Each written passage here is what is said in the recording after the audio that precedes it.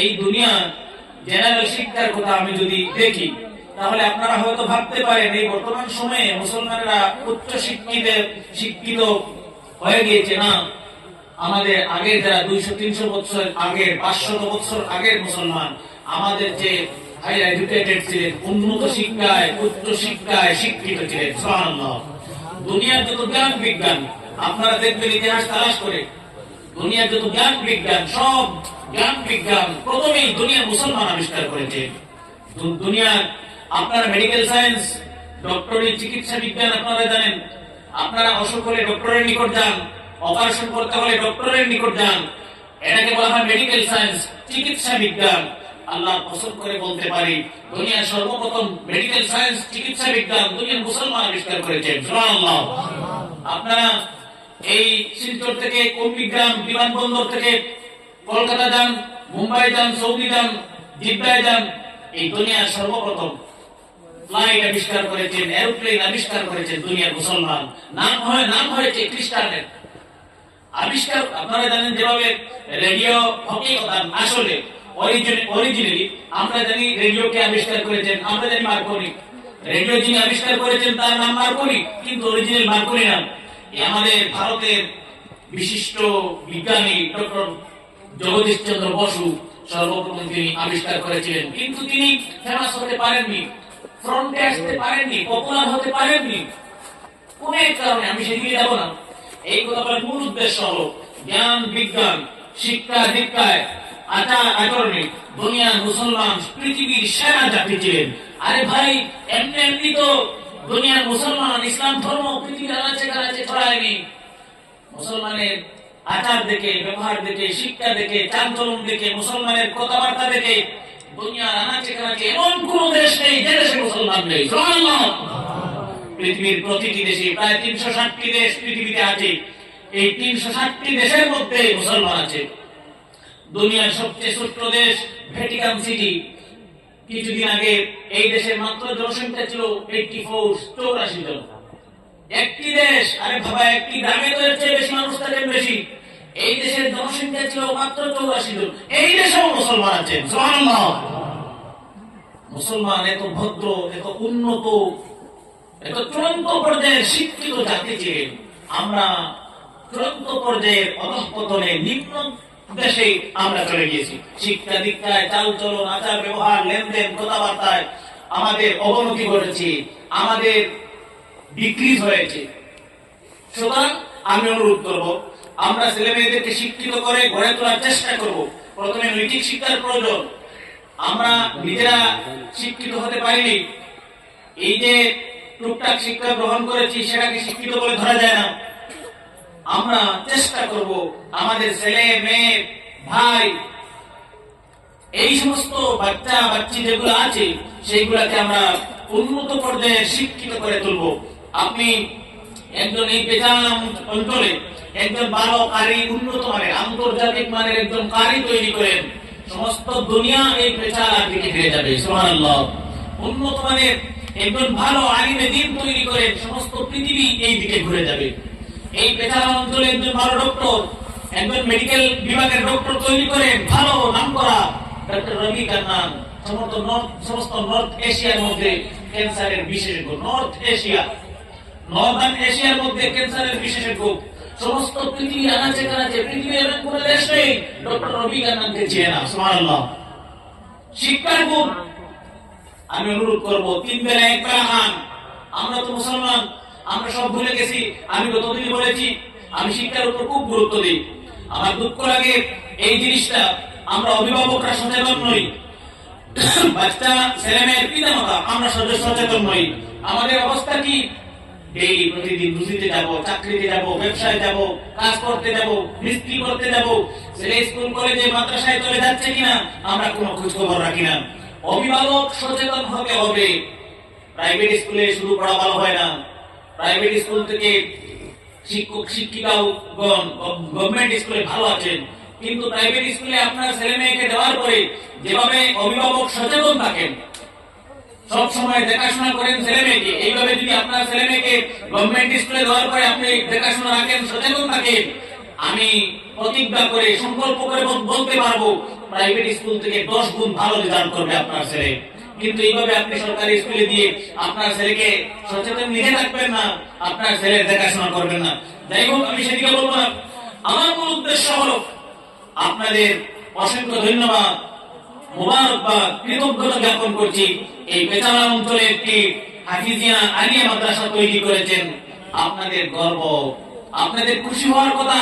তার কারণ হলো যে অঞ্চলে মাদ্রাসা থেকে কোরআন কারীম তেলাওয়াত হয়, সেই অঞ্চলে আল্লাহ পাক রহমতে সাকিনা বৃষ্টির মতো 24টা ঘন্টা নাযিল করেন। সুবহানাল্লাহ। সেই অঞ্চলের ক্ষেত খামার, ফসল, সেই অঞ্চলের মানুষের ঘরবাড়ি, গরু মহিষ, কীট পতঙ্গ, গাছপালা, বৃক্ষ, তরুণতার উপর আল্লাহ পাক রহমত বর্ষণ করেন। সুবহানাল্লাহ। সুতরাং আমি অনুরোধ করব, যাতে এই মাদ্রাসা সবসময় সুষ্ঠু এবং সুন্দরভাবে পরিচালিত হয়।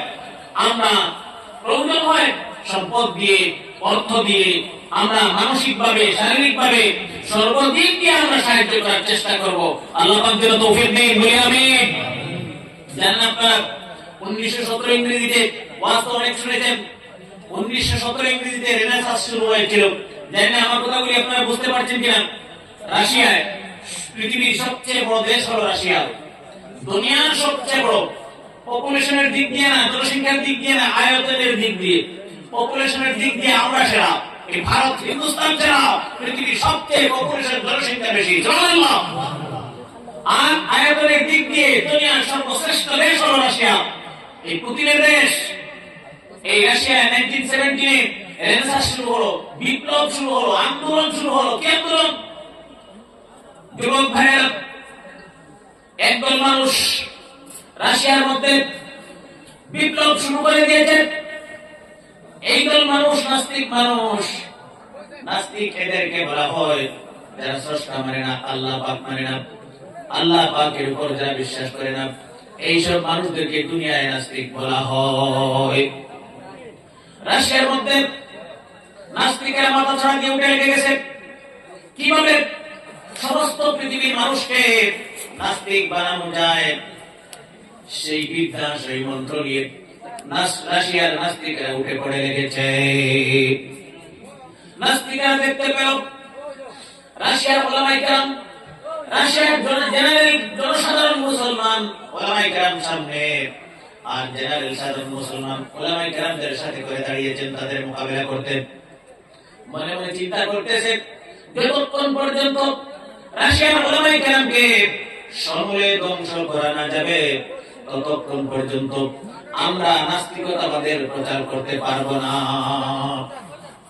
তাদের মেইন উদ্দেশ্য হলো রাশিয়ায় যদি আলিমদেরকে সমূলে নির্মূল করা না যায়, ধ্বংস করা না যায়, তাহলে রাশিয়ায় আমরা সাকসেস করতে পারবো না। আমরা নাস্তিকতাবাদের প্রচার করে, তাই না? রাশিয়ায় নাস্তিকতাবাদের প্রচার করতে গিয়ে সমূলে আলিমদেরকে ধ্বংস করার প্রকল্প, পরিকল্পনা, প্ল্যান স্ক্রিপ্ট তারা হাতে নিয়েছে। কিভাবে আলিম ধ্বংস করা যায়, আলিম হওয়া বন্ধ করা যায়।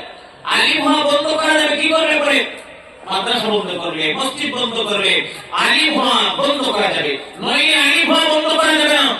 তারা এই পরিকল্পনা হাতে নিয়েছে।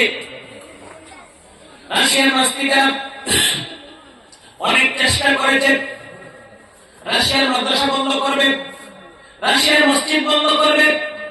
শত সহস্র চেষ্টা করার পরেও রাশিয়ার নাস্তিকরা আল্লাহ পাকের রহমতে বরকতে রাশিয়ার মসজিদ মাদ্রাসা বন্ধ করতে পারে নাই। সেই দিন যদি রাশিয়ার মসজিদ মাদ্রাসা বন্ধ হয়ে যেত, আজকে 2025-এ এই পেছানো পর্যন্ত মসজিদ মাদ্রাসা এবং মুসলমান বুঝতেন না। যুবক ভাইয়েরা, রাশিয়ার ওলামায়ে কেরাম, রাশিয়ার সাধারণ মুসলমান প্রাণ দিয়েছেন, শহীদ হয়েছেন, রক্ত দিয়েছেন, জীবন দিয়েছেন, তবুও মসজিদ মাদ্রাসা ওদের হাতে তুলে দেন নাই। জীবন দিয়েছেন, শহীদ হয়েছেন, প্রাণ দিয়েছেন, মসজিদ মাদ্রাসা ওদের হাতে তুলে দেন নাই। সুতরাং ভাইয়েরা, 1931 ইংরেজি থেকে শুরু করে দ্বিতীয় বিশ্বযুদ্ধ পর্যন্ত 18,000 ওলামায়ে কেরামদেরকে রাশিয়ার নাস্তিকরা গাছে গাছে লটকে ফাঁসি দিয়ে শহীদ করেছে। 18,000 ওলামায়ে কেরাম, আমার মতো ছোট ছোট আলেম না, বড় বড় আলিমদেরকে, বুজুর্গদেরকে, 18,000 ওলামায়ে কেরাম মসজিদ রক্ষা করতে, মাদ্রাসা রক্ষা করতে জীবন দিয়ে কাছে কাছে জুড়ে জুড়ে ফাঁসির কাস্টে শহীদ হয়েছে। সুবহানাল্লাহ। দুনিয়ার মুসলমান শত সহস্র ত্যাগ তিতিক্ষার বিনিময়ে এই মসজিদ আজ পেয়েছে, মাদ্রাসা পেয়েছে, কোরআনে কারীম পেয়েছে, নবীর হাদিস পেয়েছে। আজ মুসলমান আমাদের সামনে কোরআনে কারীম ধ্বংস হচ্ছে, নবীর হাদিস ধ্বংস হচ্ছে। আমি অনুরোধ করব, আজকে তো ওলামায়ে কেরাম আমরা তো আপনাদের কাছে প্রাণ ভিক্ষা চাই না, আমরা শহীদ হতে বলি না, সামান্য সম্পদ দেন। যে সম্পদ আল্লাহ পাক আপনাকে দিয়েছেন সেই সম্পদ মসজিদে সাহায্য করেন, মাদ্রাসায় সাহায্য করেন, এর বিনিময়ে আল্লাহ পাক আপনার দুনিয়া আখিরাতে কল্যাণ করবেন। যুগে যুগে মানুষ শহীদ হয়েছে মসজিদ মাদ্রাসা রক্ষা করতে। আমরা আমাদের অর্থ সম্পদ দিয়ে, শারীরিক মানসিক শক্তি দিয়ে সর্বাবস্থায় এই মাদারিস ইসলামিয়া আর মাসাজিদদেরকে রক্ষা করতে প্রস্তুত আছি ইনশাআল্লাহ। ইনশাআল্লাহ আল্লাহ পাক যেন কবুল করেন, বলি আমিন। এখন কোরআনে কারীম এই মাদ্রাসায় শিক্ষা দেওয়া হয়, আমাদের সেই কোরআনে কারীমের ভ্যালু জানতে পারলাম না, মূল্য জানতে পারলাম না। এত হতভাগা উম্মত, পিতৃ সূত্রে আমরা মুসলমান, আমরা তো অন্যান্য ধর্ম থেকে কনভার্টেড হয়ে আমরা ইসলাম ধর্ম গ্রহণ করিনি। আমার পিতা ছিলেন মুসলমান, আমিও মুসলমান, আমার দাদা ছিলেন মুসলমান, আমিও মুসলমান। অন্যান্য ধর্ম থেকে আমরা ধর্মান্তরিত হয়ে মুসলমান হইনি। সেই জন্য ইসলামের ভ্যালু, গুরুত্ব যুবকদের, আমাদের পুরুষদের, মহিলাদের অন্তরে নেই। যদি থাকতো, কি কোরআনে কারীম আল্লাহ পাক আমাদেরকে দিয়েছেন, আমরা বুঝতাম, জানতাম, সম্মান করতাম। এই হাদিস, এই যে ছাত্রছাত্রী বের হয়ে গিয়েছে, এই মহামূল্যবান সম্পদ আমরা বুঝতে পারি নাই। যুবক ভাইয়েরা, নবীজি বলেছেন, এই যে যাদের ছেলে কোরআনে কারীম, যুবক ভাইয়েরা, এই সমস্ত ছেলেমেয়েরা কোরআনে কারীম সিনাই নিয়ে মরে গেলে পরে ওদের দেহ, ওদের বডি মাটি পর্যন্ত খায় না। সুবহানাল্লাহ। যুবক ভাইয়েরা, বর্ণনা লিখতেছেন কিতাবের মধ্যে, এমন কোরআনে কারীম আল্লাহ পাক আমাদেরকে দিয়েছেন, এমন আজিম গ্রন্থ, এমন সম্মানী গ্রন্থ আল্লাহ পাক আমাদেরকে দিয়েছেন, যেটা দুনিয়ার মুসলমান আমরা বুঝতে পারি নাই। নাম শুনেছেন আপনারা, ওয়ালিউল্লাহ মুহাদ্দিস আহলে রাহমাতুল্লাহ আলাইহি, যুগশ্রেষ্ঠ আলিমে দ্বীন ছিলেন, শাইখুল হাদিস ছিলেন, আল্লাহ পাকের অনেক বড় বুজুর্গ বান্দা ছিলেন, ওলি ছিলেন। এশার নামাজ পড়ে ওয়ালিউল্লাহ মুহাদ্দিস আহলে রাহমাতুল্লাহ আলাইহি নিজের ঘরে বসে বসে কোরআনে কারীম তিলাওয়াত করতেছেন। আমরা তো কোরআনে কারীম তিলাওয়াত করি না। এই মোবাইল নামক ক্যান্সার স্মার্টফোন যেটা বের হয়েছে, এই মোবাইল নামক ক্যান্সার স্মার্টফোন আমাদের কোরআনে কারীমের তেলাওয়াত কেড়ে নিয়েছে। ঘরে ঘরে ফজরের পরে, মাগরিবের পরে তেলাওয়াত শোনা যেত, সমস্ত গ্রাম এলাকা ঘুরবেন, কোন করে কোরআনে কারীমের তেলাওয়াত শুনতে পাবেন না। নাটকের আওয়াজ শুনতে পাবেন, গানের আওয়াজ শুনতে পাবেন, নিউজের আওয়াজ শুনতে পাবেন। ওয়ালিউল্লাহ মুহাদ্দিস আহলে নিজের ঘরে বসে কোরআনে কারীম তেলাওয়াত করছেন, কিতাবের মধ্যে লিখতেছেন, হঠাৎ দেখতে পেলেন নিজের ঘরের ভিতরে দুটি সাপ, মোটা মোটা বড় বড় সাপ, ওয়ালিউল্লাহ মুহাদ্দিস আহলে ঘরে বসে খেলা করতেছে, আর শান্ত ভদ্রভাবে বসে বসে সুমিষ্ট সুরে আল্লাহ পাকের কোরআনে কারীমের তেলাওয়াত শুনতেছে। দুটি সাপ হযরত বসে বসে নিজের ঘরে নামাজ পড়ে কোরআনে কারীম তেলাওয়াত করছে, আর দুটি সাপ বসে বসে কোরআনে কারীম তেলাওয়াত শুনতেছে।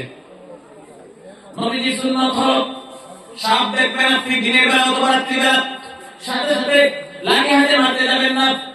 আমরা তো সাপ দেখলে পরে কিছু মানুষের অভ্যাস, সাথে সাথে লাঠি হাতে নিয়ে মারতে যাই, যাবেন না, লাঠি হাতে নেবেন, কিন্তু 3 বার বলবেন নবীজির সুন্নাত, সত্যি সত্যি তুমি সাপ হও থাকো, আর যদি জিন্নাত হও, ভূত-প্রেত হও চলে যাও। এই কথা না বলে যদি আমি মেরে নেই, তাহলে যদি জিন্নাত হয় তার বংশ খানদান এসে আমার বংশ খানদানের সবগুলিকে মেরে দেবে। ওয়ালিউল্লাহ মুহাদ্দিস আহলে 3 বার বলেছেন, সাপ যদি হোক থাকো, কোন জিন্নাত হও, আমার আদেশ হলো ওয়ালিউল্লাহ মুহাদ্দিস আহলে ঘর থেকে সঙ্গে সঙ্গে এই মুহূর্তে বের হয়ে যাও। 3 বার বলেছেন, কিন্তু সাপ দুটি চলে যায় নাই। কোরআনে কারীমের তেলাওয়াত শুনতেছে, শান্ত মনে এই দুটি সাপ বসে বসে। ওয়ালিউল্লাহ মুহাদ্দিস দেহলভী তিনবার ওয়ার্নিং দেওয়ার পরে মনে মনে ভাবতেছেন, এই দুটি তো কোনো জিন্নাত না, কোনো ভূত প্রেত না, এই দুটি সাপ। এই কথা মেনে মনে মনে ধারণা করে ওয়ালিউল্লাহ মুহাদ্দিস দেহলভী লাঠি হাতে দুটি সাপকে হত্যা করে ফেলেছেন। সাপ মনে করে লাঠি হাতে নিয়ে দুটি সাপকে মারলেন। আধা ঘন্টা 20 মিনিট পরিমাণ সময় চলে গেল। সাপ দুটি মারা একদল জিন্নাত 10-12 ধরে মানুষের রূপ ধরে, আমাদের মতো সুরত ধরে। জিন্নাতেরা যে কোনো সুরত অবলম্বন করতে পারে। মানুষের সুরত ধরে যুগশ্রেষ্ঠ মুহাদ্দিস ওয়ালিউল্লাহর খিদমতে উপস্থিত হয়ে গেছে। এসে বলতেছে, হে মুহাদ্দিস দেহলভী, আমাদের দেশের জিন্নাতের বাদশাহ আদেশ হলো আপনি আমাদের দেশে যাবেন, আমরা আপনাকে নিয়ে জিন দেশে চলে যাব। ওয়ালিউল্লাহ মুহাদ্দিস দেহলভী বলতেছেন, ঠিক আছে চলো, আমাকে নিয়ে তোমরা তোমাদের জিন দেশে চলো। ওয়ালিউল্লাহ মুহাদ্দিস দেহলভী বলতেছেন, যে জিনেরা এসেছে আমাকে নেওয়ার জন্য, জিন দেশে আমাকে নেবে, সেই জিন দেশে লক্ষ লক্ষ জিনের বসবাস, কিন্তু আল্লাহ পাকের কসম একটিও জিন্নাত মুসলমান নেই, সব মুসলমান জিন্নাতের দলেরা। যে দেশে নিয়ে যাওয়া হয়েছে ওয়ালিউল্লাহ মুহাদ্দিস দেহলভীকে, লক্ষ লক্ষ জিন্নাত বসবাস করে, কিন্তু একটিও জিন্নাত মুসলমান নেই, সব অমুসলমান, অন্যান্য ধর্মের। এমনকি জিন্নাতের বাদশাহ অন্য ধর্মের। জিন্নাতের বাদশার সামনে দেহলভীকে উপস্থিত করা হলো। জিন্নাতের বাদশা বলতেছেন, হে যুগশ্রেষ্ঠ মুহাদ্দিস, কি করেছেন আপনি জানেন না? আমার কোনো ছেলে নেই, মেয়েও নেই, দুটি ছেলে সন্তান দুনিয়ায় ছিল। আপনার ঘরে বসে এশার নামাজ পড়ে আপনি কি যেন পড়তেছিলেন, নিরিবিলি বসে বসে আমার দুটি সন্তান আপনার পড়া শুনতেছে। আমার তো ছেলেও নেই, মেয়েও নেই, মাত্র দুটি ছেলে ছিল। আপনার ঘরে সাপের রূপ ধরে বসে কি আপনি পড়তেছিলেন জানি না, নিরিবিলি শুনতেছিল। আমার দুটি ছেলেকে আপনি হত্যা করেছেন। জিন্নাতের বাদশা মালিশ করতেছেন, বলতেছেন, হে দেহলভী, আমার দুটি ছেলেকে হত্যা করেছেন। আমি ইচ্ছা করলে এই মুহূর্তে আপনাকে হত্যা করতে পারি। জিন্নাতের বাদশা বলছেন, আমি যদি ইচ্ছা করি এই মুহূর্তে আপনাকে মারতে পারি, কিন্তু মারব না। তিনি দলিল দিতেছেন, এই জন্য মারতে পারি, তোমার আল্লাহ পাক বলেছেন, ইয়া আইয়ুহাল্লাযীনা আমানু কুতিবা আলাইকুমুল কিসাসু ফিল কাতলা। আল্লাহ পাক বলেছেন,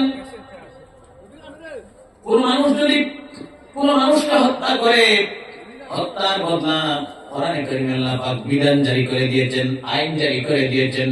হত্যার বদলা হত্যা, ইসলামী শাসন হলে, ইসলামী হুকুমত হলে কাতলের বদলা কাতলের ফয়সালা।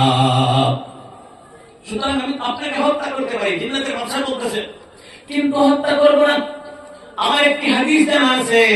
জিন্নাতের বাদশা বলতেছে, বিশ্বনবী জনাব মুহাম্মদুর রাসূলুল্লাহ সাল্লাল্লাহু আলাইহি ওয়াসাল্লাম বলেছেন, কোন সৃষ্টি জীব যদি তার আসল রূপ পরিবর্তন করে কোন মানুষের ঘরে ঢুকে যায়, সৃষ্টি জীব যদি আসল রূপ পরিবর্তন করে, জিন্নাতের আসল রূপ কিন্তু সাপের রূপ না, জিন্নাতের আসল রূপ ছেড়ে সাপের রূপ ধারণ করে ওয়ালিউল্লাহ মুহাদ্দিস দেহলভী ঘরে উপস্থিত হয়েছে। এই কথা বলতেছেন জিন্নাতের বাদশা। এই যে দুটি জিন্নাতকে হত্যা করেছেন তার পিতা বলতেছেন, হে দেহলভী, আমার দুটি ছেলে আসল রূপ পরিবর্তন করে সাপের রূপ ধরে আপনার ঘরে ঢুকেছে। আপনি বিশ্বনবীর সুন্নতের উপর আমল করেছেন, 3 বার ওয়ার্নিং দিয়েছেন, 3 বার ওয়ার্নিং দেওয়ার পরেও আমার ছেলেরা আপনার ঘর থেকে বের হয়ে যায় নাই। আপনি আপনার নবীর সুন্নাত মতো আমল করেছেন, 3 বার বলেছেন বের হয়ে যাওয়ার জন্য ঘর থেকে, ওরা বের হয়ে যায়। জিন্নাতের বাদশা বলতেছেন, হে ওয়ালিউল্লাহ মুহাদ্দিস দেহলভী, কি জিনিস এশার নামাজ পড়তেছিলেন, তেলাওয়াত করতেছিলেন, যে জিনিস শুনতে গিয়ে আমার ছেলেরা বেহুশের মতো হয়ে গেছে, জ্ঞান খারাপ হয়ে গেছে। 3 বার আপনি ওয়ার্নিং দিলেন, আমার ছেলেরা আপনার ঘর থেকে বের হয়ে যায় নাই। ওয়ালিউল্লাহ মুহাদ্দিস আল-আহলাবী কি তেলাওয়াত করতেছিলেন, যে জিনিসটা শুনতে গিয়ে আমার একমাত্র দুটি ছেলে সন্তান প্রাণ দিয়েছে, জীবন দিয়েছে, কিন্তু আপনার ঘর থেকে বের হয় নাই।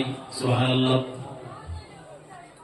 জিন্নাতের বাদশা কেঁদে কেঁদে বলতেছেন, ওয়ালিউল্লাহ মুহাদ্দিস আল-আহলাবী, যে জিনিসটা শুনতে গিয়ে আমার দুটি ছেলে সন্তান জীবন দিয়েছে, এই জিনিসটা লক্ষ লক্ষ জিন্নাতদেরকে আপনার সুমধুর কণ্ঠে শুনাইয়া যান। যে জিনিস শুনতে গিয়ে আপনি তেলাওয়াত করতেছেন, আমার দুটি ছেলে জীবন দিয়েছে, সেই জিনিসটা লক্ষ লক্ষ জিন্নাতদেরকে আপনার সুমধুর কণ্ঠে শুনিয়ে যান। সুবহানাল্লাহ। এই কথা যখন জিন্নাতের বাদশা বললেন, ওয়ালিউল্লাহ মুহাদ্দিস আল-আহলাবী আল্লাহ পাকের কোরআনে কারীম এশার নামাজ পড়ে নিজের ঘরে বসে বসে তেলাওয়াত করতেছিলেন, লক্ষ লক্ষ জিনদের সামনে তেলাওয়াত শুরু করে দিয়েছেন। ওয়ালিউল্লাহ মুহাদ্দিস আল-আহলাবী শুরু করে দিলেন, আউযু বিল্লাহি মিনাশ শাইতানির রাজীম, বিসমিল্লাহির রাহমানির রহিম, الرحمن علم القرآن خلق الإنسان علمه البيان। কোরআনে কারীমের সবচেয়ে সুন্দর যে সূরা, সূরা রহমান তেলাওয়াত শুরু করে দিয়েছেন। ঘটনা লিখতেছেন, যেই মাত্র 8 থেকে 10 আয়াত তেলাওয়াত করেছেন, জিনেরা মন দিয়ে শুনতেছেন। 8 থেকে 10 আয়াত তেলাওয়াত করেছেন, জিনেরা তেলাওয়াত শুনে লক্ষ লক্ষ জিন্নাত জ্ঞান হারিয়ে বেহুশ হয়ে জমিনে পড়ে গেছে। লক্ষ লক্ষ জিন্নাত বেহুশ মাত্র 8 থেকে 10 আয়াত শোনার পরে। সুবহানাল্লাহ। আমরা তো জন্ম থেকে আজ পর্যন্ত কোরআনে কারীম কন্টিনিউ শুনছি, পড়ছি এবং শুনছি, মৃত্যু পর্যন্ত শুনবো। আমাদের অবস্থার কোনো পরিবর্তন হয় না, যেমন ছিলাম তেমন আছি, তেমন থাকবো। কিন্তু 8 থেকে 10 আয়াত তেলাওয়াত শোনার পরে লক্ষ লক্ষ জিন্নাত বেহুশ হয়ে জ্ঞান হারিয়ে মাটিতে পড়ে গিয়েছে। সুবহানাল্লাহ। ঘটনা লিখতেছেন আমার ভাইরা, সূরা রহমান তেলাওয়াত শেষ, প্রায় 15 মিনিট সময় লেগেছে সূরা রহমান তেলাওয়াত করতে, সুমধুর কণ্ঠে সুন্দর করে সূরা রহমান তেলাওয়াত শেষ হওয়ার পরে জিনেরা আবার হুঁশ ফিরে পেয়েছে। সূরা রহমান তেলাওয়াত শেষ, এবার জিনেদের আবার হুঁশ ফিরে এসেছে। জিনেদের হুঁশ যখন ফিরে এসেছে, বিশ্বনবী জনাবে মুহাম্মদুর রাসূলুল্লাহ সাল্লাল্লাহু আলাইহি ওয়াসাল্লাম বতনে নখলার মধ্যে এক জায়গার নাম বতনে নখলা, বতনে নখলার মধ্যে নবীজি ফজর নামাজ পড়তেছেন আর নবীজি কোরআনে কারীম তেলাওয়াত করতেছেন। জিনেরা নবীজির পিছনে দাঁড়ানো, জিনেরা বিশ্ব নবীজির কণ্ঠে তেলাওয়াত শুনে বলতেছে, ফাকালু ইন্না সামি'না কুরআনান আজাবা। নবীজির তেলাওয়াত শুনে জিনেরা বলতেছিল, এমন আশ্চর্য ধরনের কোরআনে কারীম শুনেছি, ইতিপূর্বে জীবনে কখনো শুনি নাই। এইসব জিনেরা বলেছে, যাদের বয়স 500 বছর, 1000 বছর, 2000 বছর, 5000 বছর, এমন বয়স্ক জিনেরা বলতেছে, এত আশ্চর্য ধরনের কোরআনে কারীম জীবনে শুনি নাই। ওয়ালিউল্লাহ মুহাদ্দিস আল-আহলাবী তেলাওয়াত শুনে জিনেরা এমন ভাবে বলতেছে, কি আশ্চর্য ধরনের কোরআনে কারীম শুনাইলাম। শুধু কোরআনে কারীম শুনলাম তা না, লক্ষ লক্ষ জিনেরা বলতেছে, ইয়াহদি ইলার রুশদি। কোরআনে কারীম শুনলাম আর কোরআনে কারীম আমাদেরকে হেদায়েতের রাস্তা বলে দিয়েছে। জিনেরা 15 মিনিটের কোরআনে কারীম তেলাওয়াত শুনে তাদের সমস্ত জীবনের চূড়ান্ত সিদ্ধান্ত করে ফেলেছে। মাত্র 15 মিনিট সূরা রহমান শুনেছিলেন জিনেরা, জীবনের চূড়ান্ত সিদ্ধান্ত করে ফেলেছে। কি চূড়ান্ত সিদ্ধান্ত? 15 মিনিটের তেলাওয়াত শুনে সূরা রহমান ওয়ালিউল্লাহ মুহাদ্দিস আল-আহলাবীর মুখে জিনেরা সিদ্ধান্ত করে ফেলেছে, আমরা আর মুসলমান থাকবো না। লক্ষ লক্ষ জিনেরা মুখে আর মুখে বলে দিয়েছে, লা ইলাহা ইল্লাল্লাহু মুহাম্মাদুর রাসূলুল্লাহ। মাত্র 15 মিনিটের তেলাওয়াত শুনে লক্ষ লক্ষ জিন মুসলমান হয়েছে। সুবহানাল্লাহ। এই কোরআনে কারীম আপনার ছেলে মেয়ে সিনায় ঢুকিয়ে বের হয়ে চলে যাচ্ছে, কতটুকু সৌভাগ্যের বিষয়। বিশ্ব নবীজি বলতেন ছেলে যদি হাফিজে কোরআন হয় কিয়ামত অনুষ্ঠিত হবে। নবীজি বলতেন আল্লাহ পাক ডাক দেবেন ইয়া সাহিবুল কোরআন, হে কোরআনের পাখিরা আসো আমার কাছে। কিয়ামতের দিন আল্লাহ পাক বলবেন হাফিজ ছেলেমেয়েরা আল্লাহ পাকের নিকটে চলে যাবে। আল্লাহ পাক বলবেন এবার কোরআনে কারীম তেলাওয়াত করো। কিয়ামতের দিন আল্লাহ পাক বলবেন হাফিজ ছেলেমেয়েদেরকে কোরআনে কারীম তেলাওয়াত করো।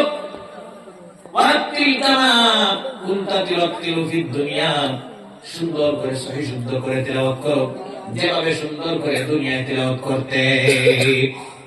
আল্লাহ পাক হাফিজদেরকে বলবেন যেভাবে দুনিয়ায় সুন্দর করে সুমধুর কণ্ঠে আমার কোরআনে কারীম তেলাওয়াত করতে আমি আল্লাহ পাকের সামনে আজ কিয়ামতের দিন তেলাওয়াত করব। সুবহানাল্লাহ।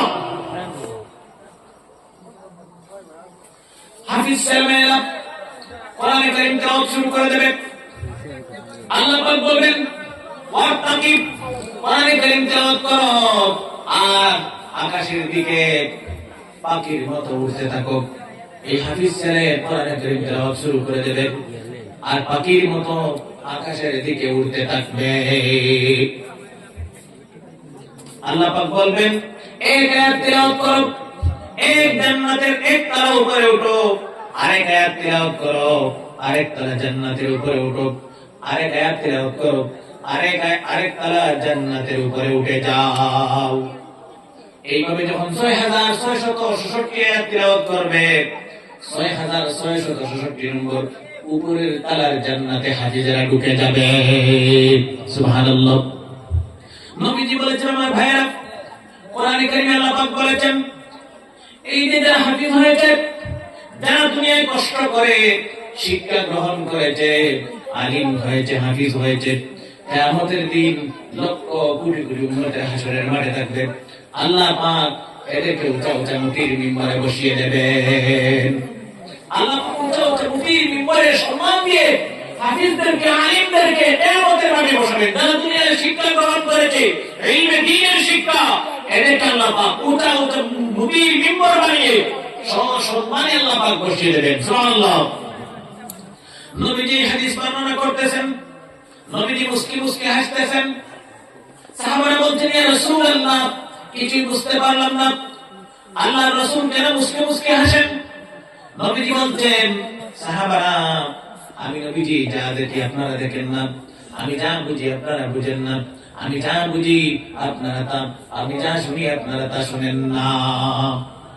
নবীজি বলতেছেন কিয়ামতের দিন একদল আমার উম্মতদেরকে আল্লাহ পাক হাসরের মাঠে উঁচা উঁচা মুটির মিম্বরে বসাবেন। এই অবস্থা দেখে আদম আলাইহিস সালাম থেকে ঈসা আলাইহিস সালাম পর্যন্ত যত নবী বা পয়গম্বর এসেছেন तमाम নবী বা পয়গম্বর প্রশ্ন করবেন আল্লাহ তাআলা আমি আপনার নবী, অমুক আপনার নবী। মুসা বলবেন আমি আপনার নবী। আমরা নবী হয়ে কিয়ামতের মাঠে এত সম্মান পেলাম না, এদেরকে আপনি মহা সম্মানে সম্মানিত করে উঁচা উঁচা মুটির মিম্বরে বসিয়েছেন। এরা কোন নবী বা পয়গম্বর না কোন ফেরেশতার দল আমরা জানতে চাই। কিয়ামতের দিন যখন হাফিজদেরকে, আলিমদেরকে উঁচা উঁচা মুটির আসন বিশিষ্ট মিম্বরে আল্লাহ পাক বসাবেন সম্মান দিয়ে, নবীগণ পয়গম্বরগণ ঈর্ষান্বিত হয়ে প্রশ্ন করবেন আল্লাহ আমরা তো নবী, আমাদেরকে তো বেশি সম্মান দেওয়া হয় নাই, একা এদেরকে এত বেশি সম্মান দেওয়া হলো, আমরা জানতে চাই। নবীজি বলছেন আল্লাহ পাক জবাব দেবেন হে আমার নবীগণ পয়গম্বরগণ, এর কোন নবীদের দল না, কোন পয়গম্বর না, কোন ফেরেশতা না, এরা আমার আখির জামানার পয়গম্বর বিশ্ব নবী জনাব মুহাম্মদুর রাসূলুল্লাহ সাল্লাল্লাহু আলাইহি ওয়াসাল্লামের উম্মতের মধ্যে শিক্ষিত জ্ঞানী গুণীজনেরা। এত সম্মান আল্লাহ পাক দেবেন জ্ঞানীদেরকে, শিক্ষিত মানুষদেরকে কিয়ামতের দিন। সুবহানাল্লাহ। হাদিসের মধ্যে বলতেছেন কিয়ামতের দিন মনে করেন কোন একটি ছেলে হাফিজ, হাফিজের পিতা, হাফিজের মা, হাফিজের ভাই জাহান্নামের ফয়সালা হয়ে গেছে। কিয়ামতের দিন আল্লাহ পাক বলবেন হে হাফিজ ছেলে তোমার সিনায় কোরআনে কারীম থাকার বরকতে আমি আল্লাহ পাক পবিত্র জান্নাতের ফয়সালা করে দিলাম, জান্নাতে চলে যাও। হাফিজের হকে জান্নাতের ফয়সালা হবে। মনে করেন তার পিতা জাহান্নামী, মা জাহান্নামী, ভাই জাহান্নামী, বোন জাহান্নামী, দাদা জাহান্নামী, নানা জাহান্নামী, তার পাড়া প্রতিবেশী মানুষ জাহান্নামী, কিন্তু কোরআনে কারীম তার সিনায় তাকার বরকতে আল্লাহ পাক বলেছেন হাফিজ যাও জান্নাতে। সুবহানাল্লাহ। কিন্তু হাফিজ ছেলে বলবে আল্লাহ তাআলা আমি তোমার জান্নাতে যাব না। হাফিজ ছেলে তখন বলবে আল্লাহ আমি তোমার জান্নাতে যাব না। আল্লাহ পাক বলবেন কেন যাবে না?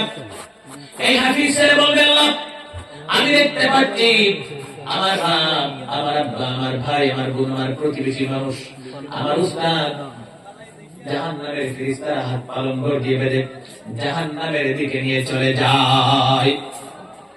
আল্লাহ পাক বলবেন হাফিজ তুমি কি চাও? হাফিজ ছেলে কেঁদে কেঁদে বলবে আল্লাহ তাআলা আমি চাই আমার মাকে, আমার আব্বাকে, আমার ভাইকে, আমার বোনকে তোমার নিকট সুপারিশ করে পবিত্র জান্নাতের ভিতরে নিয়ে চলে যেতে। আল্লাহ পাক বলবেন যাও তোমাকে আমি ফয়সালা দিলাম, তোমাকে আমি ক্ষমতা দিলাম, এই জাহান্নামী মানুষগুলিকে রক্ষা করে জান্নাতের ভিতরে নিয়ে চলে যাও। এই হাফিজ ছেলে কিয়ামতের দিন তার পিতা, তার মা, তার বাবা, তার ভাই, তার বোন এই মানুষগুলিকে জাহান্নাম থেকে রক্ষা করে জান্নাতে নিয়ে চলে যাবে। সুতরাং ছেলে মেয়েকে হাফিজ বানান, মাদ্রাসায় দেন, আলিম বানান। আপনি বলবেন হুজুর আমি তো আমার ছেলেকে ডাক্তার বানাতে চাই, ইঞ্জিনিয়ার বানাতে চাই, বিএ পাস করাতে চাই, কোরআন না কে নিষেধ করেছে? প্রথমে এই ছেলেটাকে হাফিজ দেন, হিফজ কমপ্লিট হলে পরে যদি আলিম বানাতে চান আলিম বানান, নইলে এই ছেলেটাকে স্কুলে ভর্তি দেন অথবা কোনো মাদ্রাসায় ভর্তি দেন, ম্যাট্রিক দেওয়ান, এইচএস দেওয়ান, সায়েন্সে নেন, অ্যাডমিশন দেন, এই ছেলেটাকে ডাক্তার বানান, ইঞ্জিনিয়ার বানান, কোনো সমস্যা নেই। এই ছেলে হাফিজ হয়ে, এই ছেলে আলিম হয়ে যদি ডাক্তার হয়, ইঞ্জিনিয়ার হয়, অন্তত 5 ওয়াক্তের পবিত্র নামাজ পড়বে। সুবহানাল্লাহ। সুতরাং আমি অনুরোধ করবো ছেলে মেয়েকে মানুষ বানানোর চেষ্টা করেন। ছেলে মেয়েকে মানুষ বানাতে পারবেন না, আমি গতদিনও সেই জায়গায় বলেছি, একটু সামনে এখানে প্রোগ্রাম ছিল, আমরা তো প্রত্যেকে চাই ছেলে মেয়েকে মানুষ বানানোর জন্য।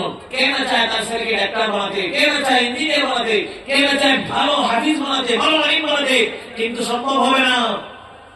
আমাদের কিছু ভুল ধারণা আমাদের মেমোরিতে জমে গিয়েছে। যতদিন না পর্যন্ত আমাদের মেমোরিকে রিফ্রেশ করা হচ্ছে, মগজ ধুলাই করা হচ্ছে, ততদিন আমাদের ঘুম যতদিন না ভাঙবে ততদিন ছেলে মেয়েকে মানুষ বানাতে পারবেন না। আপনার ছেলেকে মানুষ বানাতে চান, আলিম, ডক্টর, ইঞ্জিনিয়ার, হাফিজ বানাতে চান, প্রেসক্রাইব করতে হবে, প্রেসক্রিপশন করতে হবে, ঔষধ করতে হবে। কি ঔষধ করবে আমি বলে দিচ্ছি সংক্ষেপে। যুবক ভাইয়েরা, যাদের যারা ছেলে মেয়ে পেয়েছেন, যাদের ভাই আছে, যাদের ভাতিজা আছে, এই ভাই ভাতিজা ছেলে মেয়েকে মানুষ বানাতে চান, ডক্টর, ইঞ্জিনিয়ার, হাফিজ, আলিম বানাতে চান, তাহলে 3টি জিনিসের উপর আমল করতে হবে। 3টি জিনিসের উপর আমল করতে হবে। কিতাবের মধ্যে লিখতেছেন মাত্র 3টা জিনিসের উপর আমল করে আল্লাহর কসম আমি লিখে গ্যারান্টি দেব, আল্লাহ পাক ওয়াদা দিয়েছেন আপনার ছেলেকে কবুল করবেন, শিক্ষিত জ্ঞানী করে বানাবেন।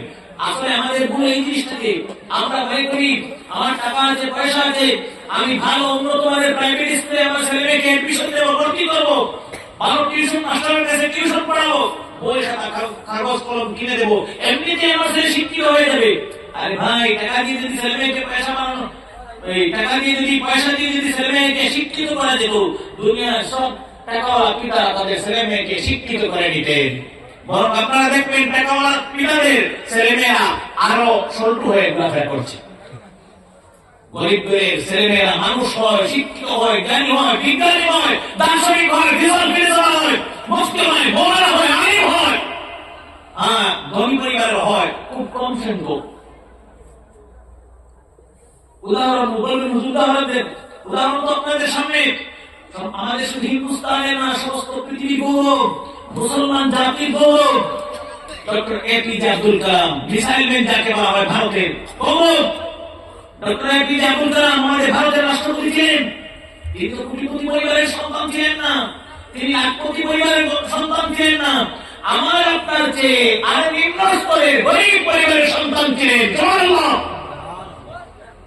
ওনারা কি করতেন জানেন? কেরালার তিরুবনন্তপুরমে জন্মগ্রহণ করেছে ডক্টর এপিজে আব্দুল কালাম। ওনার এই যে আপনার সিমলা নদী আছে, এক পার থেকে আরেক পারে নৌকা দিয়ে মানুষ পারাপার করেন, ওনাদেরকে মাঝি বলা হয়। মাঝির কাজ করতে আমার মনে হয় এই উন্নত ডিজিটাল যুগেও এই নদীতে কেউ যদি নৌকা চালায়, এক পার থেকে আরেক পারে মানুষ পারাপার করে সমস্ত দিনে 500 টাকা রুজি করতে পারবে না। এই মাঝির কাজ করতেন ডক্টর এপিজে আব্দুল কালামের আব্বা।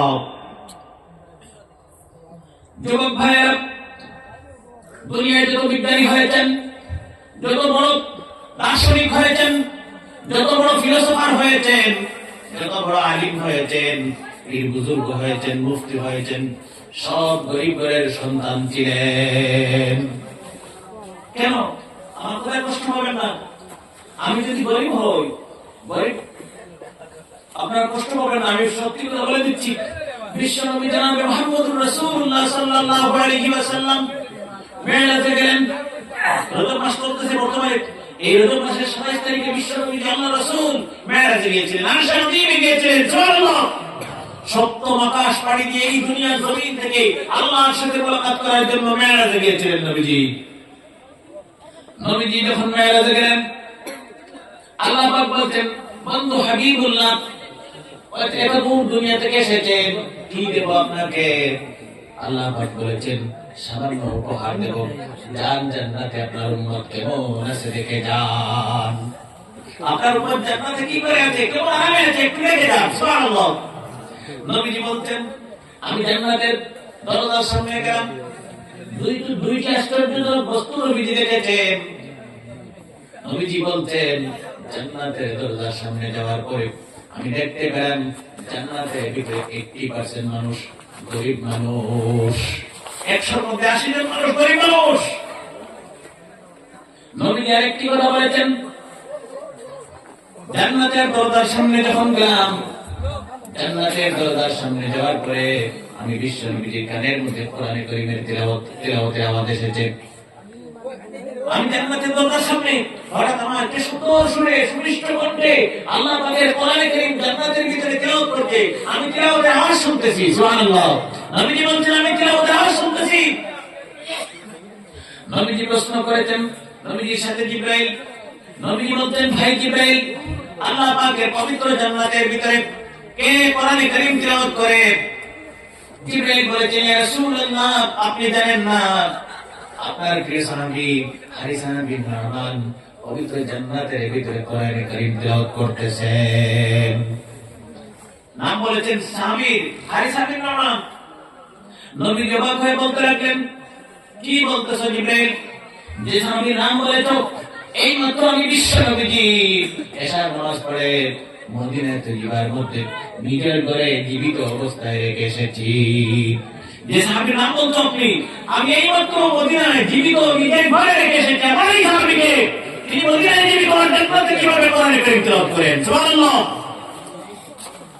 জিবরাইল বলছেন, ইয়া রাসূলুল্লাহ, আপনি জানেন না, হারিসা বিন নু'মান তার মায়ের এত বেশি খিদমত করেছেন, আব্বার এত বেশি খিদমত করেছেন, মা দোয়া করেছেন, আব্বা দোয়া করেছেন, মায়ের দোয়ার বরকতে, বাবার দোয়ার বরকতে হারিসা বিন নু'মান যখন নিজের ঘরে বসে আল্লাহ পাকের কোরআনে কারীম তিলাওয়াত করেন, সেই তিলাওয়াতের আওয়াজ আল্লাহ পাক तमाम জান্নাতবাসীকে শুনাইয়া দেন। নিজের ঘরে বসে কোরআনে কারীম তিলাওয়াত করেন, মা বাবার দোয়ার বরকতে জান্নাতবাসী মানুষকে আল্লাহ পাক সেই তিলাওয়াতের আওয়াজ শুনাইয়া দেন। সুবহানাল্লাহ। সুতরাং যুবক ভাইয়েরা, আমার এই কথা বলার মূল উদ্দেশ্য হল, গরিব মানুষ হালাল খাদ্য বেশিরভাগ খায়। 95% গরিব মানুষ হালাল খাদ্য খায়। হালাল খাদ্য হওয়ার বরকতে গরিব মানুষের ছেলে মেয়ে উচ্চ শিক্ষায় শিক্ষিত হয়ে যায়। 3টা ফর্মুলা বলেছিলাম, ছেলে মেয়েকে যদি মানুষ বানাতে চান, ডক্টর, ইঞ্জিনিয়ার, আলিম, হাফিজ বানাতে চান, 3টা জিনিস বলেছিলাম। 3টা জিনিসের উপর আমল করতে হবে। 1 নম্বর জিনিস হলো, যদি ছেলে মেয়েকে মানুষ বানাতে চান, আলিম, হাফিজ, ডক্টর, ইঞ্জিনিয়ার বানাতে চান, 1 নম্বর পিতা মাতা হালাল খাদ্য খাওয়া শুরু করে দেন। যারা নিজের ছেলে মেয়েকে শিক্ষিত বানাতে চাও, জেনারেল শিক্ষিত হোক আর আরবি শিক্ষায় শিক্ষিত হোক, 1 নম্বর ফর্মুলা কিতাবের মধ্যে লিখেছে, পিতা মাতা এই ছেলের বাবা প্রথমে আপনি হালাল খাদ্য খাওয়া শুরু করবেন। আল্লাহর কসম করে বলছি যুবক ভাইয়েরা, হালাল খাদ্য যদি বাবা পাও আর আপনার ছেলে মেয়েকে যদি হালাল খাদ্য দেন, এই হালাল খাদ্যের বরকতে আল্লাহ পাক আপনার ছেলেকে ইলমে দুনি দান করে দেবেন। শুধু দুনিয়া শিক্ষা গ্রহণ করলে হবে না, ইলমে ইলাহি, ইলমে মারিফত, ইলমে বাতিন, ইলমে তাসাউফের প্রয়োজন আছে। আপনার ছেলে মেয়েকে নইলে পড়তে পড়তে পড়তে আরো পড়বে, সকালে বলবে স্যার আমি সব ভুলে গেছি।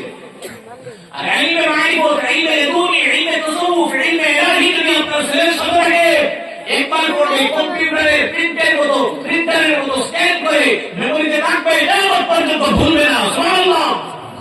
হালাল খাদ্যের তো বরকত।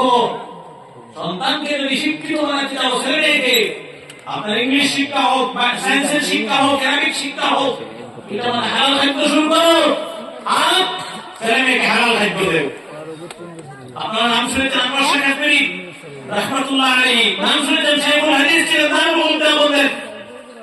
আনোয়ার শাহ কাশ্মীরি রাহমাতুল্লাহ আলাইহি তিনি নিজে বলছেন, আমি যদি কোনো মতে মানে আমরা গ্রাম্য ভাষায় ওই হাসুন মুসুল বলি, হাসুন মুসুল জিনিসটা বলি, মানে পুরানো মতো না আমরা আমি কোনো মতে বই যদি পড়ি, এক বই না, দুই বই না, লক্ষ বই যদি পড়ি, মানে যতটুকু পড়া মানুষের সম্ভব ততটুকু বই যদি আমি পড়ি কোনো মতে হাসুন মুসুল, তাহলে আনোয়ার শাহ কাশ্মীরি তিনি নিজে বলতেন আমার 15 বছর পর্যন্ত সব পড়ে থাকে। সুবহানাল্লাহ। এক দুই বই না, বারাকবির লাইব্রেরি যত বই আছে, আনোয়ার শাহ কাশ্মীরি যদি আসে একবার পড়ে নেয় সব এদিকে সেম টু সেম 15 বছর পর্যন্ত মনে থাকে। আনোয়ার শাহ কাশ্মীরি নিজে বলতেন আমি যদি ভালো মতে শান্তিতে দরিদ্র সহকারে সুন্দর ভাবে বসে আমি যতটুকু বই পড়ি না কেন, আরবি হয় না কেন, ইংরেজি, বাংলা, ফার্সি, হিন্দি সব বইগুলি আনোয়ার শাহ কাশ্মীরি মৃত্যু পর্যন্ত কখনো ভুলে না। আমি যদি শান্তিতে বই একটু বই পড়ি যাই, এক দুই বই না, তোমার ভারত দাম হয়েছে আনোয়ার শাহ কাশ্মীরি দিয়ে বাঙালি পড়ি যায়, সেম টু সেম জীবনে যতদিন বাঁচিব ততদিন মনে থাকে। সুবহানাল্লাহ। ভারতবর্ষ কতদিন ছিল আমরা জানি ইতিহাস, এই ভারতবর্ষ 200 বছর ব্রিটিশ শাসন করেছে, ইংরেজরা আমাদের দেশ শাসন করেছে।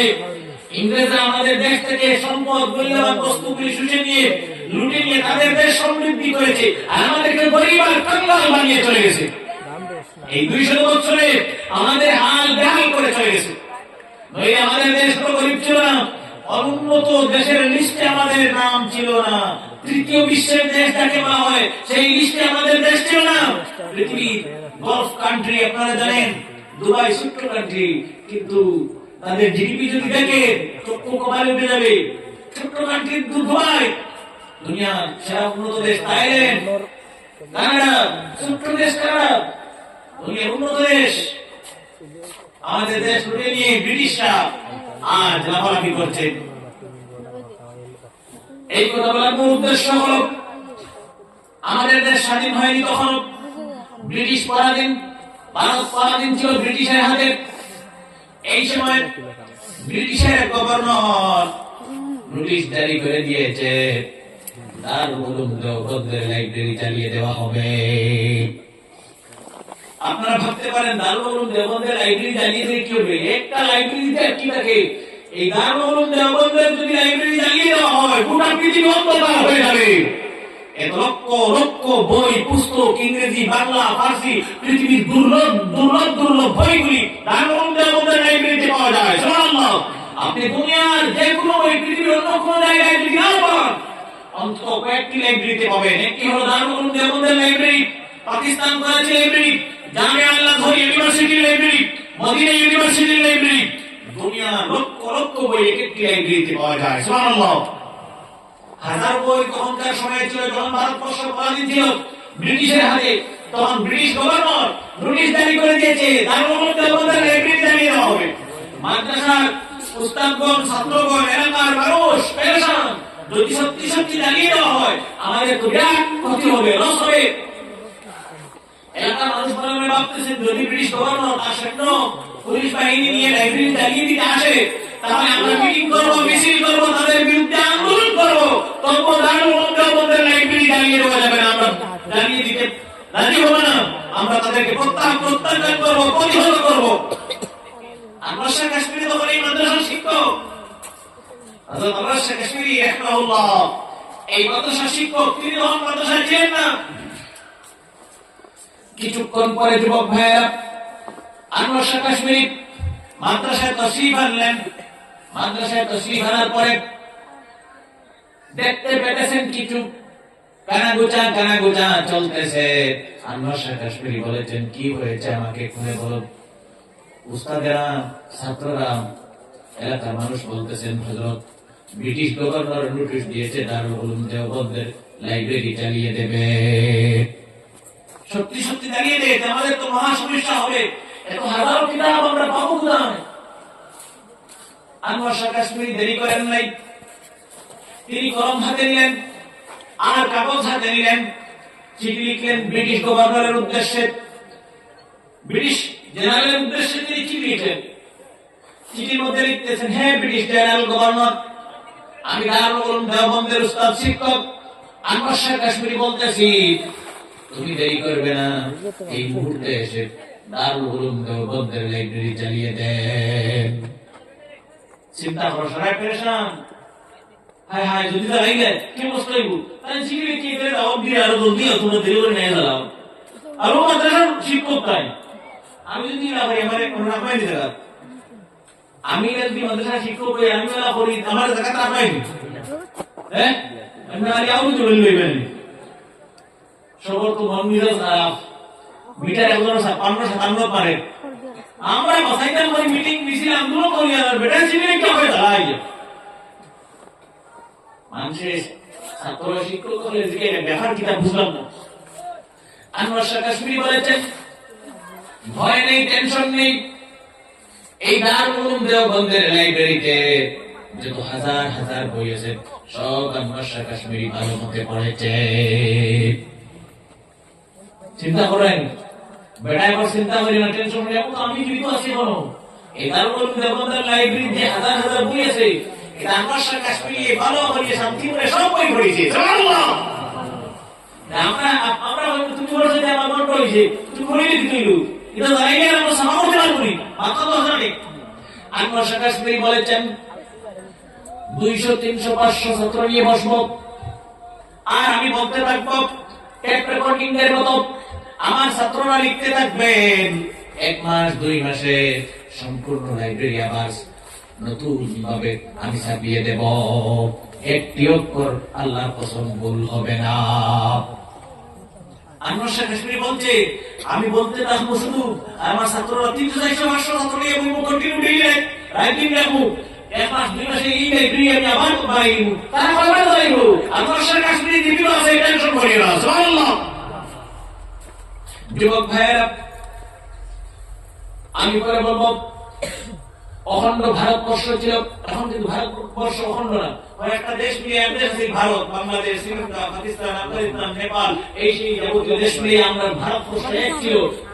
আদিকাল যুগে, পূর্বের যুগে তখন বলা হতো অখণ্ড ভারত। এই লক্ষ লক্ষ কোটি কোটি এই দেশে বুজুর্গের কেরাম আছেন। মিশরের জামিয়া আল আজহার ইউনিভার্সিটিতে ফিকহ সেমিনার হবে, ফিকহ সেমিনার, মাসলা মাসাইল নিয়ে সেমিনার হয়। আপনারা দেখেছেন 2-3 বছর 5-7 বছর আগে মধুপুর কলকাতাতে ফিকহ সেমিনার হয়েছিল। এইভাবে ফিকহ সেমিনার হবে মিশরের জামিয়া আল আজহার ইউনিভার্সিটিতে। সমস্ত অখণ্ড ভারতবর্ষ থেকে আনোয়ার শাহ কাশ্মীরিকে নিমন্ত্রণ দেওয়া হয়েছে। এক এক দেশ থেকে এক একজন আলিমে দিন দেবেন, এক দেশ থেকে একজন অতিথি, মাত্র এক দেশ থেকে একজন। আর ভারত কত বড় দেশ, এই দেশ থেকে আনোয়ার শাহ কাশ্মীরিকে দাওয়াত দেওয়া হয়েছে। সুবহানাল্লাহ। আনোয়ার শাহ কাশ্মীরি ফিকহ সেমিনারে চলে গেলেন। যোহরের নামাজের পরে 1 ঘন্টার জন্য সেমিনার বন্ধ হলো, রেস্ট দেওয়া হলো। লাঞ্চের সময়, খাওয়া দাওয়ার সময় রেস্ট দেওয়া হলো। সবাই খাইয়ে দিয়ে কেউ ইউনিভার্সিটির গেস্ট রুম আরাম করলাম, কেউ নফল নামাজ পড়লাম, কেউ বিভিন্ন দেশ থেকে পৃথিবীর গেছে নতুন নতুন বিষয়, জামিয়া আল আজহার ইউনিভার্সিটি বিষয়, বিভিন্ন বস্তু আছে দেখার বাইরে দেশ, ঐতিহ্যবাহী বস্তু, পৌরাণিক বস্তু আছে, ঘুরে ঘুরে দেখাশোনা করলাম। আর আমার সাথে কাশ্মীর হয় না নামাজ, না গুনাহ, না রেস্ট, আল্লাহর বান্দা 1 ঘন্টা সময় পাইছে। আনোয়ার শাহ কাশ্মীরি সেমিনার থেকে বের হয়ে খাওয়া দাওয়া বন্ধ করে নামাজ শেষ করে 1 সেকেন্ডও দেরি করেন নাই, আনোয়ার শাহ কাশ্মীরি শায়খুল হাদিস মিশরের ইউনিভার্সিটির লাইব্রেরিতে চলে গেছেন।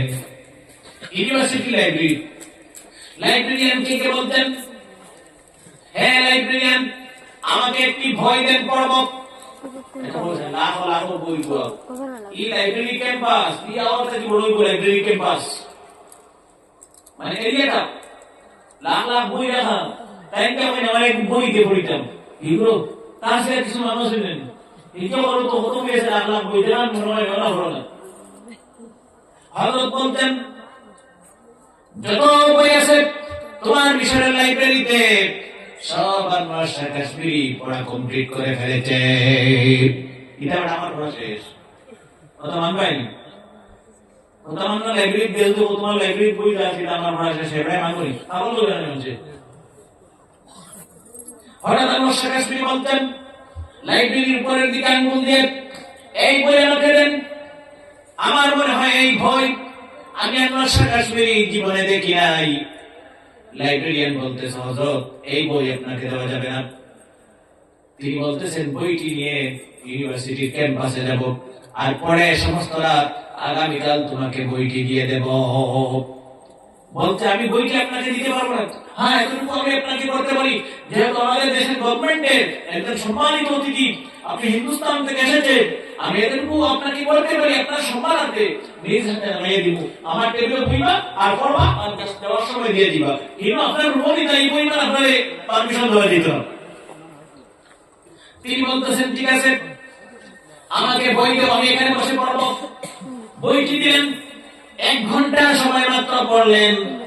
1 ঘন্টা সময় পড়ে বইটি আবার সঙ্গে দিয়ে আনোয়ার শাহ কাশ্মীরি লাইব্রেরি থেকে গেস্ট রুমে চলে গেছেন। সমস্ত রাত গেল, বিকাল হলো, সমস্ত রাত গেল। ফজরের নামাজ পড়লেন, সকাল 10টা হলো। আবার আনোয়ার শাহ কাশ্মীরি এই লাইব্রেরিতে পরের দিন সকাল 10টার সময় চলে আসলেন। আনোয়ার শাহ কাশ্মীরি সাথে এনেছেন এই যে বইটি গতকাল পড়েছিলেন 1 ঘন্টা সময় মাত্র, মোটা বই। কতটুকু গাড়ি, কতখান মোটা বই, কতখান গাড়ি।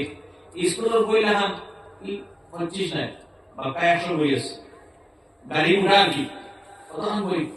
যে বইটি গতকাল পড়েছিলেন মাত্র 1 ঘন্টা সময়, এই বইটি সমস্ত রাত নিজে না ঘুমাইয়া নিজ হাতে কলমে সম্পূর্ণ বই কিতাব লিখে ফেলেছেন।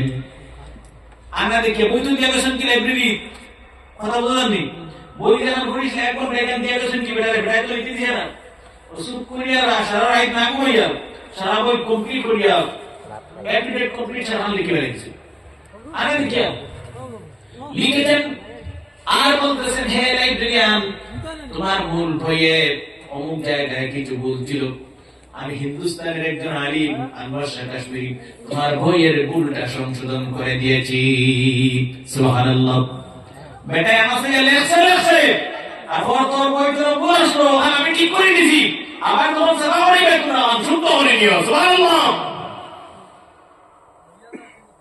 যুবক ভাইরা, আমার রাত হলো সামনের রাত, আমার আনোয়ার শাহ কাশ্মীরি ঘুমান নাই, মনে মনে চিন্তা করতেছেন আমি তো আগামীকাল হিন্দুস্তানে চলে যাব, এই কিতাবটা হিন্দুস্তানের জমিনে নেই, আমি একটি কিতাব লিখবো আবার, আর হিন্দুস্তানে যাওয়ার সময় মিশর থেকে কিতাবটি সাথে নিয়ে চলে যাব। তিনি আবার আগামী রাত না ঘুমাইয়া কিতাবটি লিখলেন, হিন্দুস্তানে আসার সময় সাথে করে নিয়ে এসেছেন। আপনারা বলবেন হুজুর হাসানি এগুলা কিতাবে হানাসেনি বলে কি হয়? ও তার মাদ্রাসা, সব মাদ্রাসা পড়া নিয়ে ছোট বড় মাদ্রাসা নুরুল ইজাহ নামে হুজুরগুলো জিকিবা পেশাবগুলো নুরুল ইজাহ নামে কিতাব একটা আছে। ও কিতাবটা আনোয়ার শাহ কাশ্মীরি নিজ হাতে রেখে মিশর থেকে আবার সময় হিন্দুস্তান নিয়ে আইসুন। যদি আমদান আনতে আমার মনে হয় আইন হিন্দুস্তানের আইন হলে এই নামে কিতাব একটা আছে, জানতা না বুঝতা না। সুবহানাল্লাহ। কত জ্ঞান, কত বুদ্ধি আল্লাহ তোকে দিছে বইতে কি ওখানে আমি বুঝাইতাম, বলি সারা ইতিহাস নিলাম। কিতাবের মধ্যে লিখেছেন আনোয়ার শাহ কাশ্মীরিকে ছাত্ররা বলতেছে, তার ছাত্র বলে প্রশ্ন করছে হযরত আমরাও তো পড়াশোনা করি, একদিকে পড়ি আরেকদিকে ভুলে যাই, কারণটা কি? আপনি একবার দেখেন কিয়ামত পর্যন্ত ভুলেন না।